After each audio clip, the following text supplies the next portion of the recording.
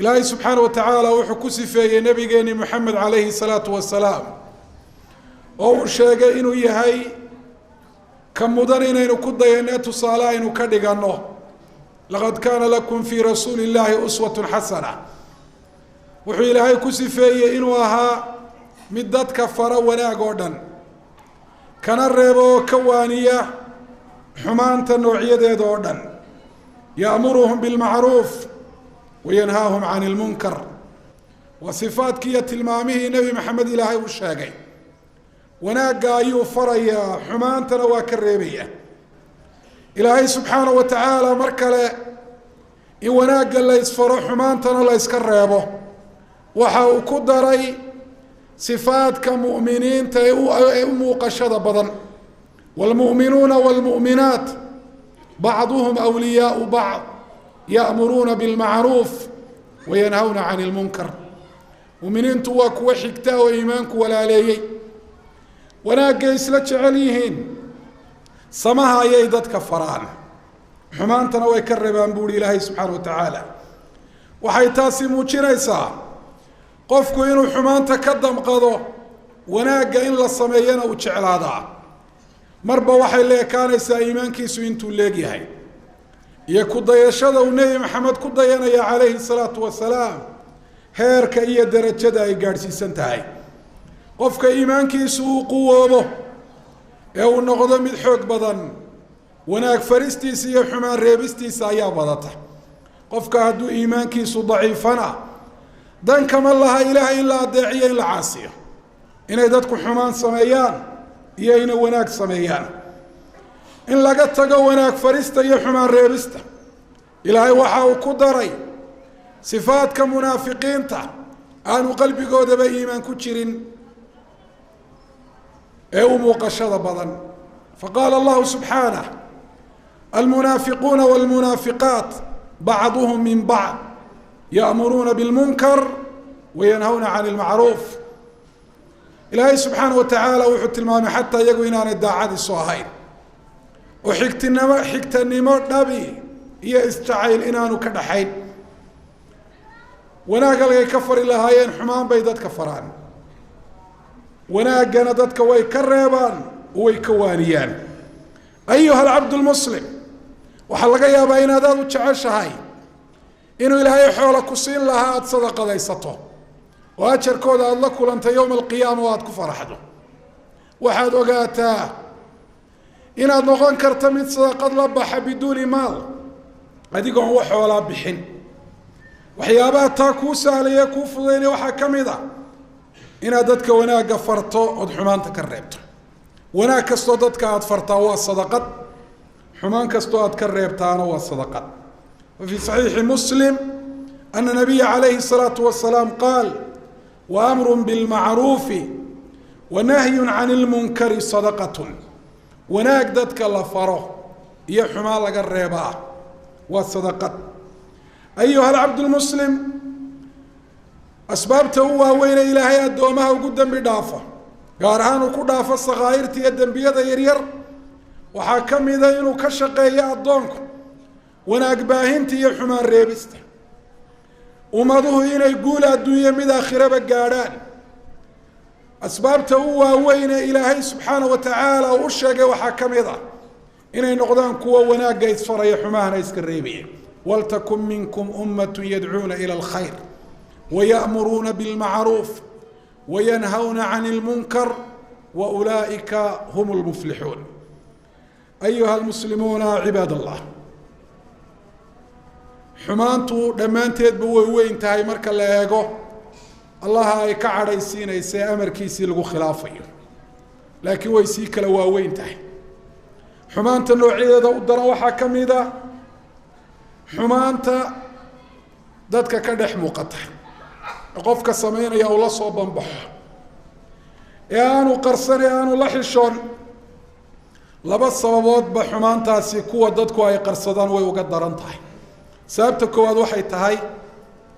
waxay keentaa ciqaab guud oo kii sameynayay iyo kuwa kalaba ku dhaco ku habsada gaar ahaan cidii waajibkoodii gudan weyday ee xumaantaasi reebi weyday ka dhidhii weyday عبد الله بن مسعود وحكوري النبي محمد عليه الصلاة والسلام إنه يري ما ظهر في قوم الزنا والربا إلا حلوا بأنفسهم عقاب الله. رواه ابن حبان بإسناد حسن. هدي لبدا حمانود واوين وزنده iyo ribadu dad ay ka dhex muuqdaan oo si muuqata dhexooda loogu samaynayo. dadkaasi waxay waajibsadeen ay mutaysteen ciqaabka ilaahay inuu ku habsado. ciqaabka ilaahay inuu ku habsado sabab loogama dhigin inay dadka qaarkood zinaystaan ama ribada ay sameeyaan oo qura. waxa sabab looga dhigay dhuhuru dhalika baynahum. arrinkaasi inuu ka dhex muuqdo oo ka soo ifbaxo. وفي حديث عبد الله بن عمر الذي رواه ابن ماجه وغيره أن النبي عليه الصلاة والسلام قال: لم تظهر الفاحشة في قوم حتى يعلنوا بها إلا فشى فيهم الطاعون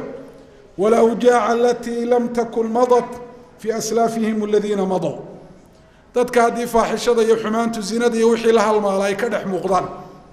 oo mid aan lala xishoonahayn oo la qarsanahayn ay noqoto, ilaahay waxa uu ku ciqaabaa xanuuno dadkii iyaga ka horreeyay aanay aqoon. marka xumaantii xataa yuclinuu biha haddii lala soo banbaxo la muujisto,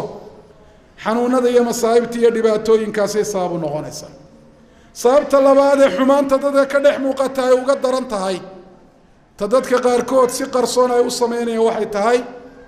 qofka xumaanta la soo banbaxaya, mid lagu hadlo, mid gacmaha laga sameeyo, mid qofka dushiisa ka muuqata, mid xaq ilaah meel lagaga dhacaya, mid xaq khalqiyo meel lagaga dhacaya. qofka noocaasi ee mujaahir baa la yidhaahdaa, waa xumaan muujiste. xumaantaasi qofku uu muujisanayaa inuu xumaan sameynayo oo qura kuma eka, xumaano kale iyo dhibaatooyin kale ayay wadataa. wuxuu hi ibnu baطaal raximahullah sida ibnu xajar uu ka sheegay fi ljahri bilmacsiyati istikfaafu bixaqi illaahi warasuulih. qofka xumaanta iyo macsiyada muujisanaya ee si muuqata u samaynaya, ama marka hore si qarsoon intuu u sameeyey haddana ka warramaya isagoo ku faraxsan dadka uga sheekaynaya, wuxuu fududaystay xaqi ilaahi iyo xaqi rasuulka. wa bisaalixi lmu'miniin waxaa kaluu fududaystay dadka mu'miniinta ee macsiyadu ay dhibayso xaqoodiina uu fududaystay. wa minhu darbun min alcinaadi lahum, waana qof ku carigsanaya dadka mu'miniinta ah. wuxuu ka dhigaya inuu leeyahay weligiinba ka xumaado qalbigiina ha gubto, waan samaynaya, waan muujisanaya, maxaad iga qaadi kartaa? waxaa kaloo ku jira xumaanta qofku uu muujisanayo dacwatun ilayha bilisaani alxaal. wuxuu ka dhigan yahay dadka inuu ugu yeedhayo,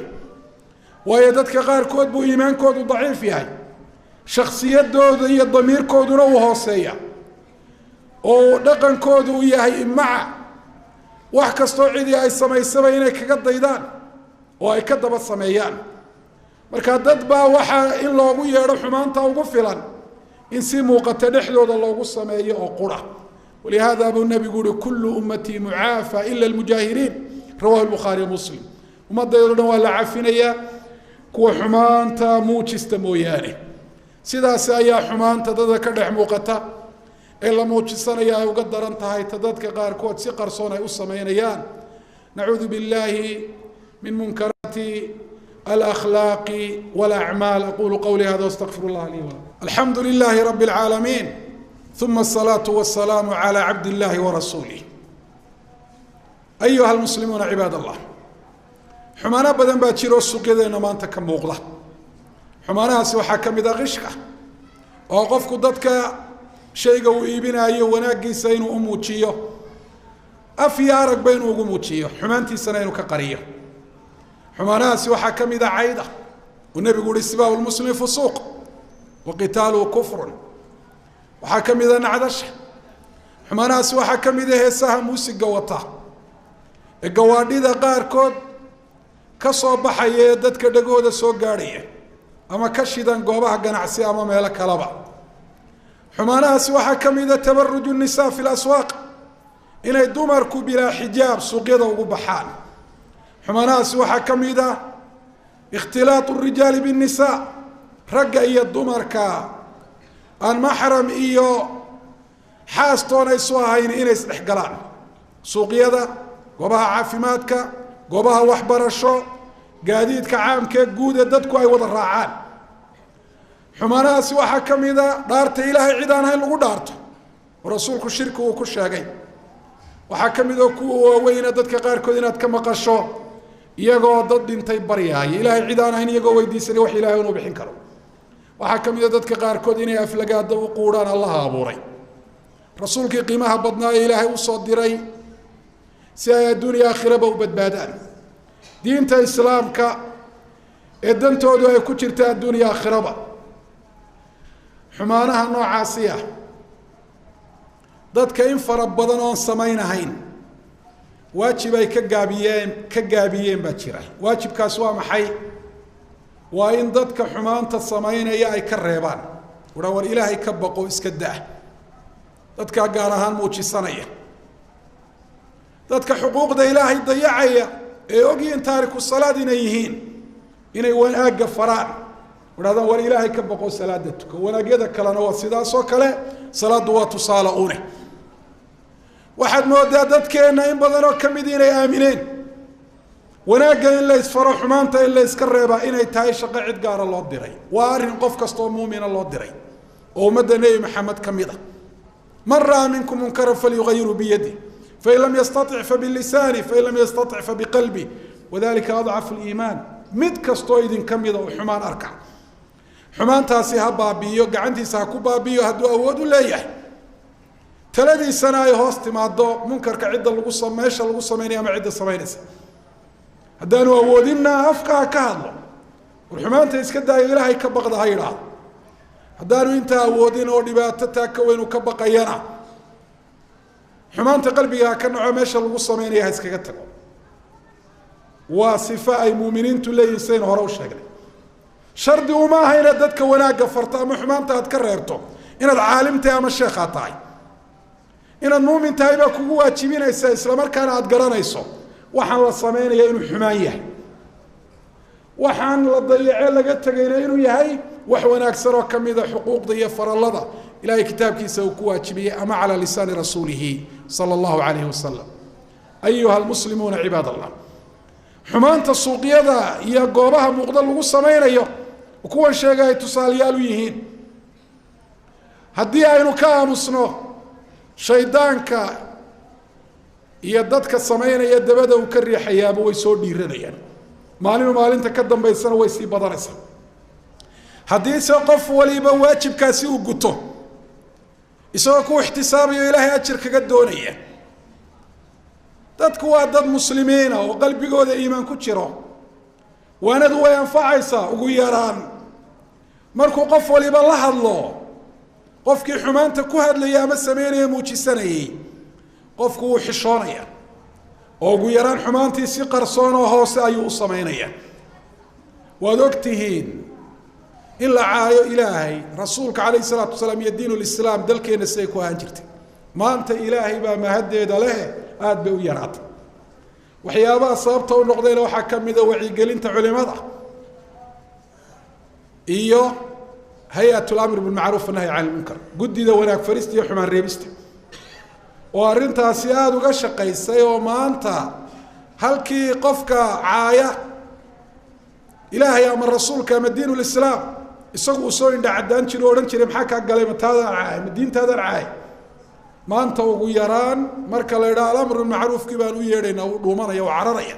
rag baa magaalada uga baxay oo baxsaday erga soo dirsaday oo yidhi shahaada ha lay qabto waan toobad keenayaa waan iska daynayaa haddii la iska dayn lahaa sida unbay isaga socon lahayd waa tusaale waaqici oo nolosha ka dhex muuqda oo tusinaya munkarka iyo xumaanta ummadda ka dhex muuqata haddii lala dagaalamo si shareecada waafaqsan munkarka loola dagaalamo wanaaggana loo baahiyo wanaaggu inuu badanayo xumaantuna inay yaraanayso waajiba koowaad wuxuu saaran yahay dowladda iyo dadka ummadda diintooda iyo adduunyadooda mas-uulka ka ah inay la dagaalamaan munkaraadka iyo fawaaxishta iyo xumaanaha ummadda ka dhex muuqda qof kastoo muslimana inta awooddiisu gaadhisantahay waajib saaran weeye ayuha almuslimuuna cibaad allah nabigeeni maxamed calayhi salaatu wasalaam hadduu arko qof wuxun ku hadlaaya ama samaynaya iskama dhaafi jirin saa maanta in badan oo inaga mid ay sameeyaan rasuulku calayhi salaatu wasalaam waa ka reebi jiray xumaanta waana ka waanin jiray laba tusaale haddaynu soo qaadanno nabi maxamed calayhi salaatu wasalaam wuxuu soo maray suuqa sida muslim saxiixa ku wariyay raashin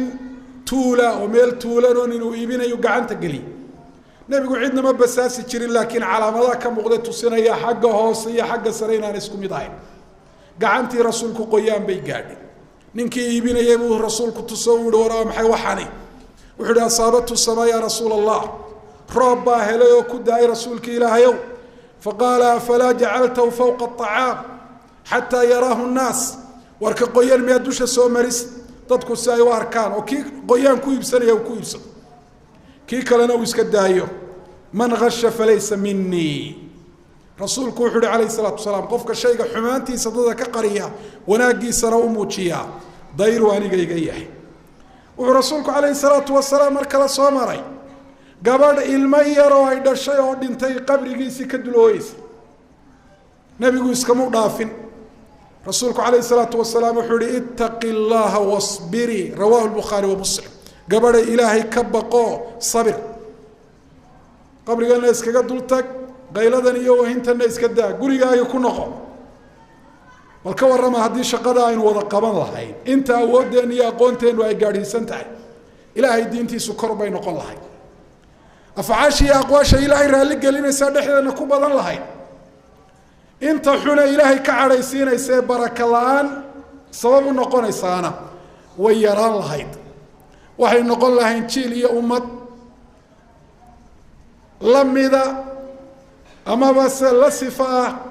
saxaabadii rasuulka ee nebi maxamed calayhi salaatu wasalaam uu rabbeeyey wahaakada kaana saxaaba xumaan iyo munkar ay arkaan may dhaafi jirin iyo culamaa lislaam biidni illaahi subxaana watacaala khudbadaha soo socda waxaan kaga hadli doonaa nidaamu lxisba fi lislaam iyo bal suuqyada islaamka dadkii ka hawlgeli jiray ee ka shaqayn jiray islaaxu dunya naas wa diinihim iyo kutubta culimadu ay ka qoreen taasoo muujinaysa laba arrimood arrinka koowaad oo ah diinulislaam inay tahay diinulxayaat diintii nolosha oo radinku waa calmaaniyiinta odhanaya diintu waa cibaado ilaahay iyo addoonkun udhaxaysa nolosha shaqo kuma laha arrinta labaad ay daliil u tahayna waxa weeye sida suuqyada muslimiintu ay u horumarsanaan jireen ay u nidaamsanaan jireen markii uu jiray nidaamu lxisba walamr bilmacruuf wanahy can ilmunkar maanta wax badan oo aynu saluugayno aynu aragno ama aynu maqlaynana sababteedu ay tahay in la dayacay waajibka noocaasi